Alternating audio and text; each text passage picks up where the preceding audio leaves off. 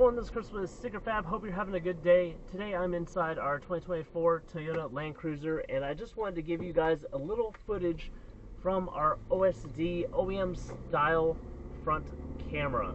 This is a car DVR that uses factory style trim panels and mounts to your vehicle's windshield, and it also uses a plug-and-play harness, so I can actually get this thing installed within about 5 minutes.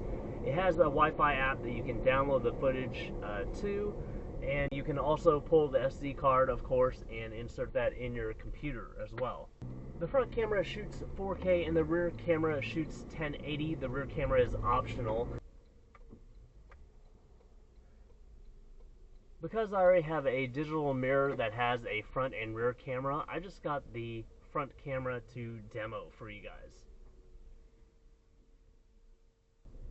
So this vehicle already had the Toyota OEM dash camera installed at the port, and that's like a $300 to $500 option depending on where you get it from. Gulf States distributors seems to love to add that so the dealers can make a little bit more money, but it kind of got in the way of my view out of the front windshield, and this one looks so much more integrated.